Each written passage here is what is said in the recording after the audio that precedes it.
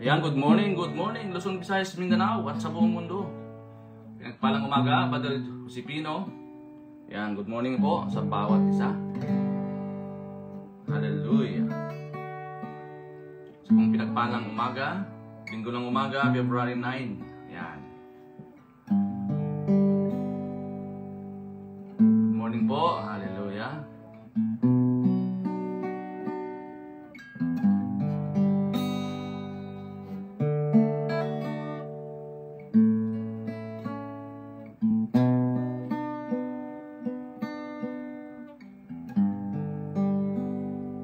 Sister Mary Jane, good morning po.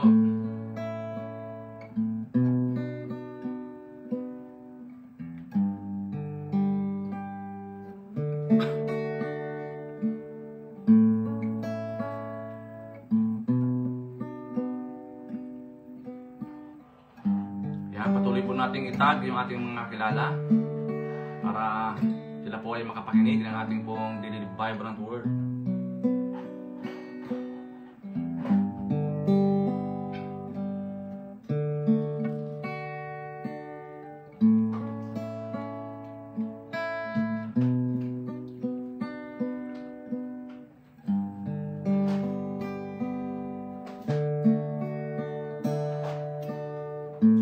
Sa bawat isa, bago tayo mag-umpisa, tayo po ay umawit sa ating Panginoon. Yes, Lord. Sister Lolita, good morning. We praise you, Jesus. We glorify your name today. Ayan, Pastora Remy, good morning. Ayan. Bago tayo mag-umpisa, tayo po ay umawit sa ating pong Panginoon. Purihin po ang Diyos sa umagang ito. Lord, we praise you today. We glorify your name, Lord. Hallelujah. Tunay ikaw po ang aming kapamaraanan. You are the way maker, the miracle worker, the promise keeper. Hallelujah. You are here, moving in our midst. I worship you. I worship you.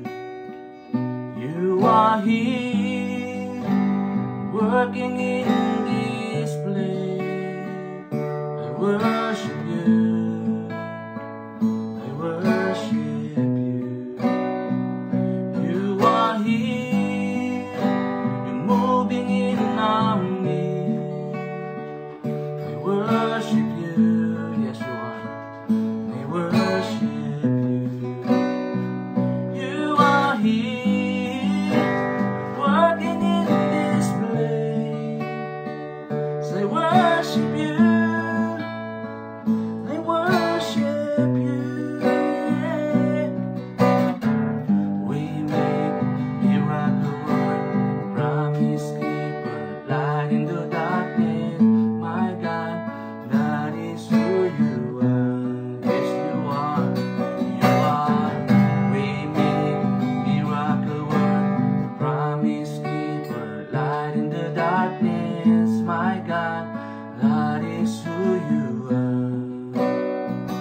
You are here, touching every heart. Yes, Jesus, I worship you. Yes, you are. I worship you. You are here, healing every heart. I worship you, God. I worship you. You are here, turning lives around. I worship you. I worship you. You are here, mending every heart. I worship you. I worship you.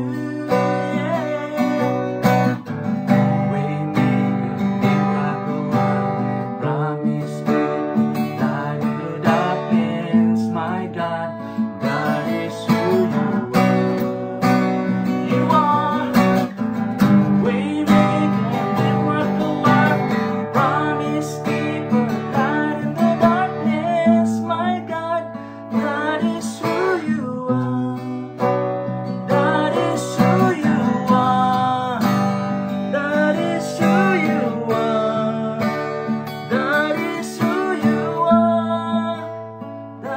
is who you are. Yes, Lord. Even when I can see it, you working. Even when I can feel it, you working. Never stop, you'll never stop working. Never stop, you'll never stop working. Even when I can feel it, you working. Even when I can see it, you working. Never stop, you'll never stop working. Never stop, you'll never stop working. Even when I can see it, you working. Even when I can feel it, you working. Never stop, you'll never stop working. You'll never stop, you'll never stop working. Oh Jesus, you're worthy to be praised. There is none like you. Hallelujah. Father God in Jesus, karapat-dapat po kayong purihin. Alayan ng pagpuri, pagsamba. Thank you, Lord God, for this heart of worship, Jesus. You are Jesus. You are God, the Son of the living God. Panginoon, pinupuri ka namin, pinasalamatan sa umagang ito. Kaya mo, Lord, amin pong live streaming, Lord, ang Daily Vibrant Word ay talagang magamit po namin, Lord God, mightily, O Lord God, sa pagpapalaganap ng iyong mabuting balita sa lahat ng tao, sa lahat ng apat na sulok ng mundo. Palaga, salamat po. Samahan niyo po kami sa oras po nito, Lord God. As we dig in, Lord God, dig in your word today, Lord. Put power of your word today in Jesus' name. Ano pong devour, Lord, nahalingan ko po. Wala po siyang karapatan sa oras po nito. Ikaw lamang, Panginoon Jesus, ang aming makita, may taas sa aming pong buhay. Sa iyo lamang, Lord, lahat ng papuri. Yan, pagluwalhati sa pangalan ni Jesus. Amen. Yan, good morning na po, Father Rinaldo Trinidad, yes. Father Nilito, Sister Alicia, good morning na po sa bawat isa atin. Sa pong Sunday morning, yan, pinagpalang umaga, sa pong mabiyaya, no? Na umaga sa ating lahat, mga kapatid. So, ngayon po ating pong pagpapatuloy, yung ating pong tinatalakay, yung growing deep, no? Growing deep, being rooted in God's Word, no? Kaya ang topic po natin, edifying one another. O patatagin ang bawat isa. Yan. O pagpasiglahin. Yan. Bukod sa patatagin, pasiglahin natin ang bawat isa. Kailangan po natin yan bilang isang Kristiyano. Kasi yun po ang nais ng Panginoon, na magpalakasan po tayo, maging matatag tayo sa lahat ng mga pagsubok. Yan. Particular sa ating ministry, no? Ating pong paglakad spiritually. So, ang ating pong text sa 1 Corinthians chapter 3, verse 10 to 11, sabi po dito, according to the grace of God given to me, sabi po ni Paul, like a skilled master builder, I laid a foundation and someone else is building upon it. Let each one take care how he builds upon it. For no one can lay a foundation other than that which is laid, which is Jesus Christ.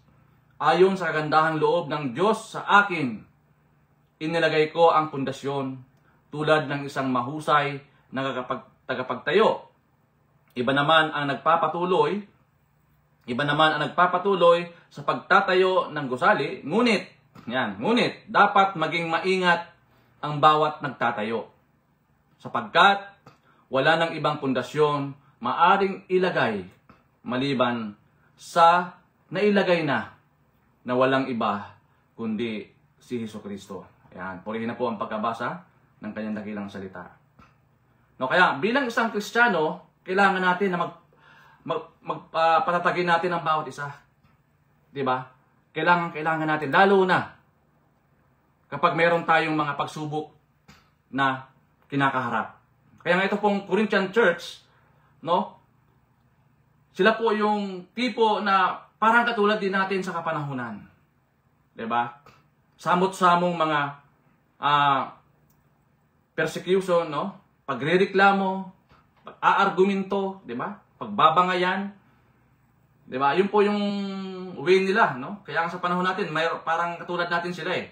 Kaya sabi po ni Paul na sapagkat wala ng ibang pundasyon, maaring ilagay maliban sa inilagay na walang iba kundi ang ating pong Panginoong Jesucristo. napakahalaga bilang isang Kristiyano na hindi lamang tayo lumalago sideward o, di ba, kailangan growing deep, kailangan palalim, no? Palalim yung ating pong paglago para kasi yung katulad ng puno, no? Kapag ang puno mahina ang pundasyon, yung roots ay mababaw, siyempre alam naman natin pag mababaw ang kapit niyan, no? Kunting hangin lang, kunting bagyo lang, gigiba na o matutumba na siya. Tulad din po natin, mga kapatid, kaya dapat rooted tayo ng salita ng Panginoon. Diba? Kaya nga ito nga ang tanong eh.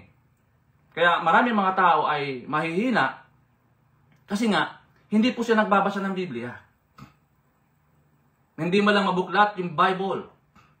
Kaya pagdating ng mga pagsubok, kahit maliit na pagsubok, UP na kagad. Tumba na kagad.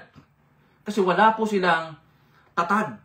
No? Hindi po nakabaon ng malalim yung ugat. Kaya ito po ating pag-usapan ngayon. Ito po yung pundasyon. No? Kailangan yung pundasyon po natin, matatag siya.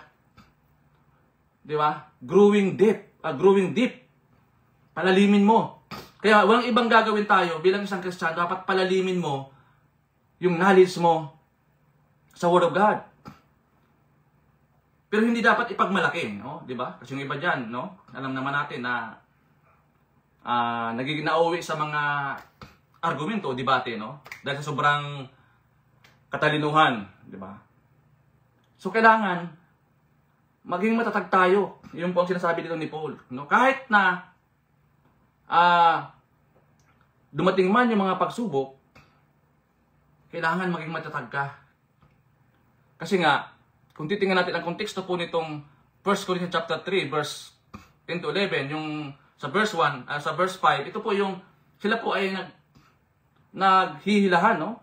Sabi niya, what after all this is Apollos and what is Paul? Only servant through whom you came to believe. As the Lord has assigned to it his task. Planted the seed, di ba? Apollos watered, but God has been making it grow. So neither the one who plants nor the one who waters is anything but only God. Kaya kapag si Jesus ang sentro po natin, walang puwang. 'Di ba? Yung mga bangayan.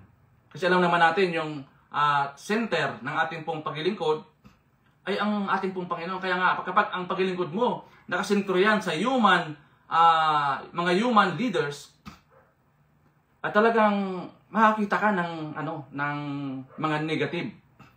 O kasi tao nga lang tao eh. 'Di ba? Kaya nga sabi po ni Paul, no?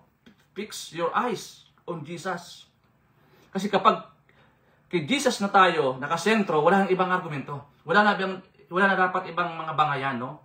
Kasi siya po yung foundation na naitayo na. Kaya sa verse 10, 'di ba? By the grace of God has given me, I lay the foundation as wise builder. Diba, mga kapatid? Kaya nga, ang teaching po natin, number 1, Christianity is like a building. Opo. Diba? Kasi ang function, no?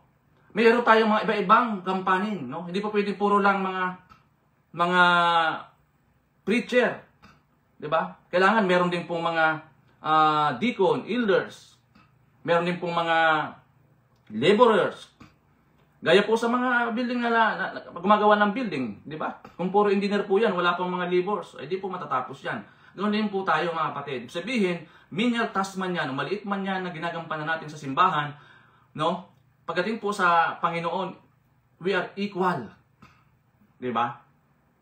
Kaya nga, di ba, kung ang function mo, kung ang gift mo magturo, let it be. Magturo po tayo. Kung ang gift mo magturo sa music, yan. Magturo po tayo sa music. Ikaw naman, ang gift mo sa evangelism. Ang gift mo naman sa mga maliliit na mga bagay, no?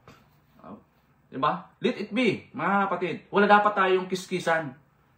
Diba? Kaya nga, pag lagi tayo nakatuon doon sa mga yung mga human leader natin, pag lagi tayong tumitingin doon, maaaring madidisappoint po tayo. Kaya nga po iniiwasan po dito sa Corinthian, no? Pinapaliwanag po dito ni Pablo na kahit ikaw po ang nagtanim, no? O ikaw ang nagdilig, pero ang Panginoon pa rin ang nagpapalago niyan. The same time, mga kapatid, no? Kaya kung meron tayong contribution sa church, mapalad po tayo kasi nag-involve tayo dun sa body of Christ. No? Natin ang church, meron po yung maraming ministry. Kaya nga kapag hindi mo pa na ma-maximize yung buhay natin, lalo na involvement sa ministry, nasayang mo yung 99% ng buhay mo, no, bilang isang Kristiyano. Kasi mga kapatid, no, we are saved to serve. Tanda natin 'yan. Hindi lamang na-save tayo na magtago o kaya itago natin yung ating purpose. Hindi po mga kapatid. Meron pong layunin ng Panginoon. Bakit po tayo ligtas niya? Di ba? May mga function 'yan. Kaya kung wala pa po kayong involvement sa ministry, okay, mag-approach po tayo sa ating pong mga leaders, no? Kung inuudyakan po tayo ng banal na espiritu na magpagamit. Actually, napakadami pong bakante, na ministry, mga kapatid, no? Ikaw na lang iniintay na magdesisyon sa buhay natin. So, number 2, we are all builders with different roles. Yung nga po, sabi ko kanina, lahat po tayo builders. Kaya lang may mga iba-iba nga lang tayong gampanin, role, no? Sa body of Christ, mga kapatid. Kaya kapag pinagsama-sama mo yan, okay, pag sinasama-sama mo yan, ang laki po ng accomplishment, ang laki po ng magagawa. Kapag lahat ng mga potential o mga talent, no, natin, kasi bawat tayo, may iba-iba tayong mga gift in talents, no? Iba-iba tayo. Kapag pinagsama-sama natin yan, di ba? Sa ating paglilingkod sa Panginoon, sigurado ako, malaki po ang magagawa po natin. Lalo na ngayon, no? Sa ating pong nalalapit na pagpapatayo ng ating pong physical building, no? Yung panambahan po natin. Hindi lamang po puro foreman yan, no? May mga labor yan, di ba? Kaya bawat isa ay mahalaga. Ano ba yung magiging parte mo, no? Na kahit ikaw tagagib ng tubig, di ba? O tagabigay ng merienda doon sa mga nagtatrabaho. Parte po yan sa paglilingkod natin sa Panginoon, mga kapatid. Di ba? We are all builders, but with different rules. Di ba, mga kapatid? Kaya walang puwang dapat sa atin yung mga pagbabangayan, pagkikiskisan, pag-aargumento, di ba? Na keso o per se, ikaw yung binibigyan ng atensyon, ako hindi. Hindi po ganon. Kapatid, tanda natin, we are equal in the eyes of God. Di ba? Si Lord ang nakakakita. Si Lord ang magbibigay sa atin ng reward, no? Kaya nga, yung reward po ay, pertaining yan po yan sa ginagawa po natin sa paglilingkod sa Kanya, mga kapatid. Kaya, ang dito, kailangan rooted tayo doon sa salita ng Panginoon. Maging matibay yung pundasyon po natin para mas kagamit-gamit tayo sa body of Christ. Mga kapatid, huwag na tayo magpahuli. We are now in the last days, no? Last hour. Mga kapatid, huwag na tayong magpapahuli sa paglilingkod sa ating pong Panginoon. Kaya, nire-remind tayo dito. Di ba? Nire-remind tayo ni Pablo na walang ibang pundasyon na maaring ilagay maliban sa niya ilagay na. Which is ang ating pong Panginoon. Kaya nga, siya po ang sentro po natin. Sa paglilingkod po natin, siya po ang main objective, no? Main reason sa ating paglilingkod, di ba, mga kapatid? Sa Kanya kahit di man siya natin nakikita, di ba? Pero yung paglilingkod natin, para sa Kanya yun. Opo, sa Kanyang iglesia, no? Yung literal na building, church building, literal, no? Yung ministry po natin. At ito po ang, alam mo po ang Corinthian Church, di ba? Yan yung tulad natin sa panahon natin ngayon, mga kapatid, na laging may reklamo, di ba? Laging may mga reservation, no? Sila po yun, mga kapatid. Kaya, ang bottom line po natin sa paglilingkod sa Panginoon, siya po yung master builder. Di ba? Pasabing master builder, siya po yun mga kapatid, no? At siya po yung firm foundation, no? Siya po yung solid rock, mga kapatid. Kaya wala na dapat tayo pang pwedeng pagtalunan pa kapag kay Jesus tayo nakasentro. Yan. So number 3, the foundation is Christ. Yun po, yung sabi ko nga kanina, ito na po yung pinaka eye opener po natin, no? Ito po yung paglilingkod natin, hindi sa tao, kundi nakasentro po yan sa ating pong Panginoong Hesus. Maliit man yan o malaki, di ba? Dapat ginagawa natin yan with all of our hearts. Without, walang halong hypocrisy, mga kapatid. Di ba? Kasi nga, lahat ng bagay ay alam po ng Panginoon. So, paano po ba natin ito i-apply sa ating pong buhay? Kailangan kasi, hindi lamang puro theory, no? Or head knowledge, kailangan natin ng application. Kailangan mong mag-involve. Di ba, mga kapatid?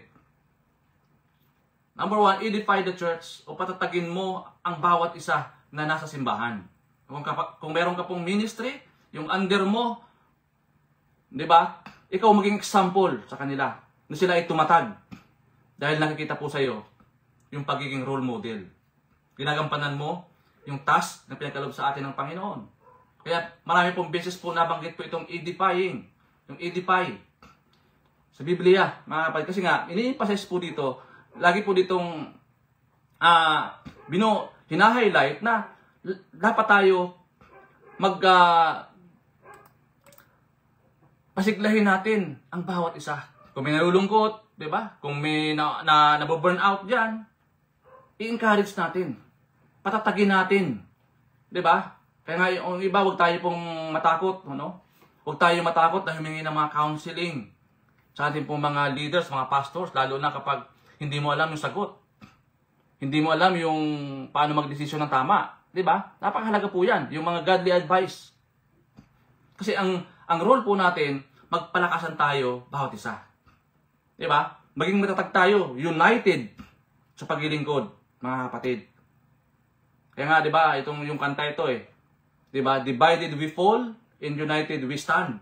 Di ba? Kapag tayo po ay united, no, kaya natin banggain. Di ba? Anumang plano't gawa ng kaaway sa buhay po natin, mga kapatid. Kaya kung may, halimbawa, dito sa ating daily vibrant word, di ba? Kung ikaw ay hinihipo ng Panginoon, no? Sa larangan ng ang gift mo is pagbibigay. O kaya pagsusupport doon sa mga mission. Di ba?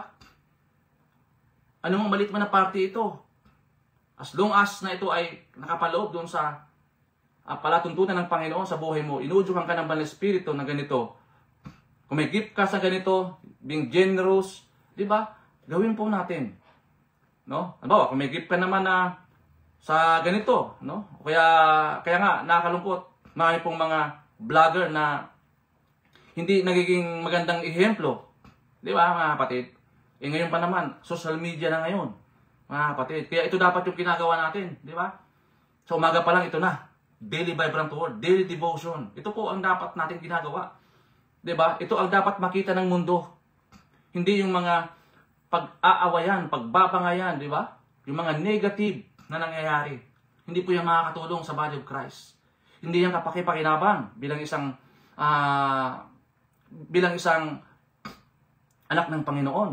Tayo po dapat yung nagiging ilaw, ehemplo, di ba, sa mga tao.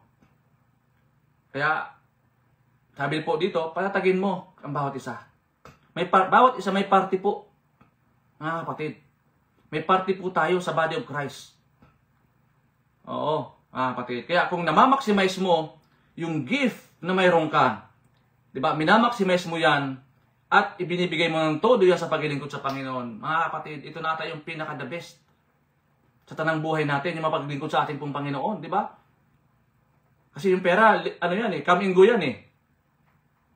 Pero yung paglilingkod natin sa Panginoon, naka-okay yan dyan, no? Nakasulat po yan. Mga kapatid, hindi po yan mawawala. Di ba? Hindi po yan mawawala. Mga kapatid. Okay? So number 2, be a skilled master. Mahusay na tagapagtayo. Tayo dapat.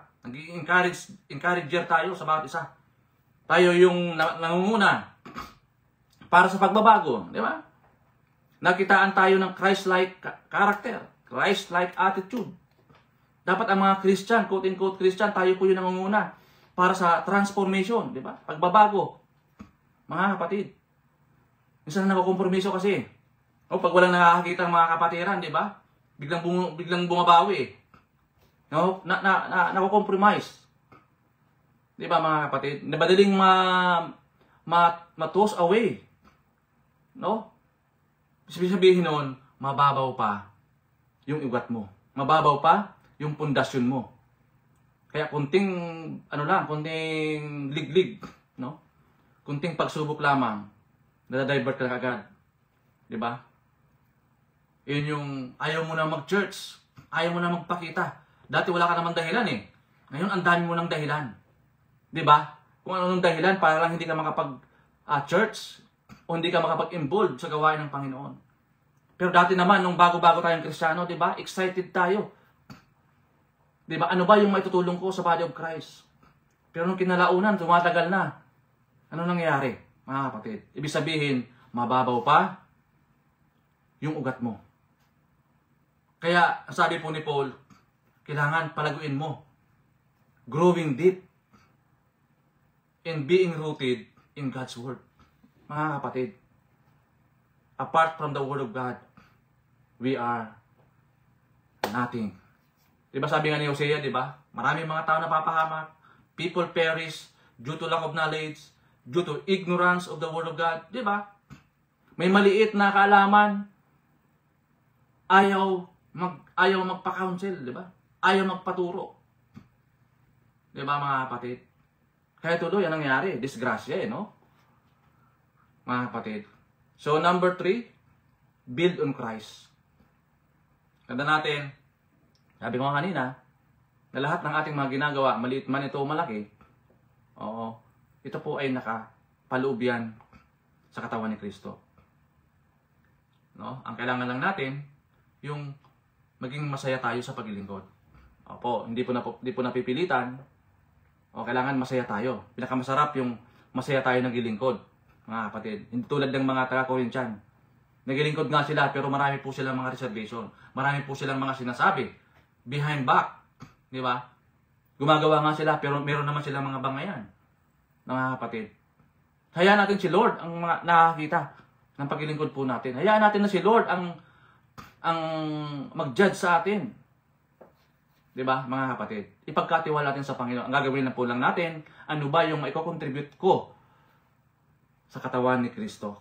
Malit man o malaki, ano ba yung maiambag ko, no? Sa body of Christ.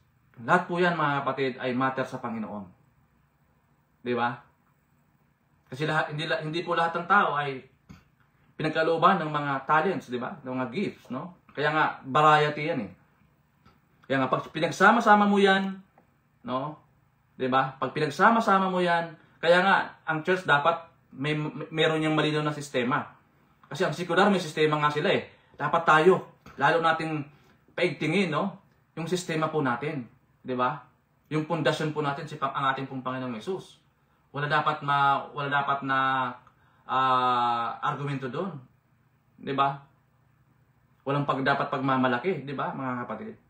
Yun po yun. Build on Christ. Kapag ikaw ay naka-build, nakatayo kay Kristo, di ba? Kasi siya po ang ating pundasyon eh. Di ba, mga kapatid? Lahat po tayo lalago. Oo. Lahat po tayo lalago. Kailangan maging intentional ka lang sa pagbabago. Maging committed ka lang sa iyong mga ministry. Hindi lang ito yung laban bawi. No? Ngayon masaya ka, after a while, ayaw mo na. Hindi po ganun. Mga kapatid. Kaya nga marami po mga members, no? Mga church members, even leaders, no? Na mga immature. Matagal na sa church, pero immature pa rin. Kasi hindi sila intentional sa paglago. Kailangan kasi rooted tayo. Yung ugat po natin malalim. Pagkabaon, no? Diba, mga kapatid? So yun po, mga kapatid, yung ating pong short exhortation ngayon as a question to consider, how do you build the next generation of followers of Christ? Paano mo bubuuin ang mga susunod na henerasyon ng mga tagasunod ni Kristo? Kaya nga, tayo hindi dapat tayo napuputol. May continuity tayo. May pinapasahan tayo. Opo, mga kapatid. Yan po ang minsan ang problema, no? Ng mga, bawa, sa OFW, ganun eh. Ayaw magturo. Ayun, malapit na siya mag-exit. Wala siyang naturuan. Ayun, tuloy. Nagsara. Kaya dapat meron tayong, nag-build tayo ng mga next generation, nagtuturo tayo. Di ba, mga kapatid? Para kung ikaw man ay umuwi, umexit ka na, for good ka na, eh may maiiwanan ka, magpapatuloy. Mga kapatid, iyan po ang pinaka-the best. Hindi yung uuwi ka na iniwan mong sarado yung iyong kongregasyon dahil wala kang na pasahan. Wala kang na train, wala kang nabuo na kormo. 'Di ba? 'Yun po ang pinaka dangerous, mga kapatid. So 'yun po, marami pong salamat. I do hope marami tayong natutunan ngayong umaga. At kung na-challenge po tayo, encourage po tayo, no? Lalo tayong patuloy na magsumikap, no? Na maglingkod po sa ating pong Panginoon. At wag na po tayo magdalawa-dalawang isip. 'Di ba? Alam naman natin, ginagawa na ito ay hindi para sa atin, hindi para sa tao, kundi sa ating pong Panginoong Hesus. Yan, good morning na po sa bawat isa. At akin pong pinapanalangin, no, sa umagang ito, sino man po ngayon ang nakakaranas ng mga anxieties o depression, maging karamdaman, akin pong pinagkakatiwala sa ating pong Panginoon. Lord, ikaw po ang siyang humipo. Lord, magbigay ng kaunawaan, Panginoon Diyos, sa akin pong mga kapatid na they are suffering today, Lord God. Buksan niyo po ang kanilang mga pusipan, Panginoon. At tunay nga, Lord God, sabi mo sa iyong salita, that by stripe we are healed in Jesus' name. Ipadali mo po ang kagalingan na nagmumula lamang sa iyo. Pagin Lord, salamat din po. Kami po ay nakikigalak sa mga kapatid namin, nagadaos ng kanilang mga birthday, yan, naging mga anniversaries, Lord. Kami po ay nakikigalak po sa kanilang mga celebration. Lord, sa araw po na ito, Lord God, pinagkakatiwala po namin sa iyo ang iyong mga gawain, lahat po ng mga panambahan, na magadaos po ng gawain mo sa araw na ito, Lord God. Ingatan niyo po ang bawat panambahan, Lord God. Maging ilaw po kami at asin, Lord God, sa lahat ng mga tao, Lord God. At ikaw po, huwag mong pahintulutan, anuman po plano at gawa ng kaaway, na siyang makapasok sa aming mga buhay, sa aming mga panambahan, wala siyang puwang sa body of Christ. Lord, kaya amin pong kiniklaim, Lord God, the spirit of love, the spirit of unity, O Lord, sa aming pong mga panambahan, Panginoon, sa araw na ito. At ma-experience po namin, Panginoon Diyos, ang banal mong presensya sa aming pong pagpupuri, sa aming pong gawain sa araw na ito. Lord, salamat po. Samahan niyo po kami mula sa umagang ito hanggang sa maghapon, hanggang sa magdamag, Lord. Ikaw po ang siyang maghari, manguna, humawak sa aming pong buhay. Even our families, Lord, we live unto you everything, Lord, in Jesus' name. Salamat po, Ama, sa oras po nito. Sa iyo lamang, Lord, lahat ng papuri, pagluwalhati, kalakilaan, ay tanging sa iyo lamang. Sa pangalan ni Jesus. Amen and amen. Yan po, God bless po mga kapatid. Yan, good morning po. Sister Aster, good morning. Yan. Purihin po ang Diyos mga kapatid. To God be all the glory. Bye-bye.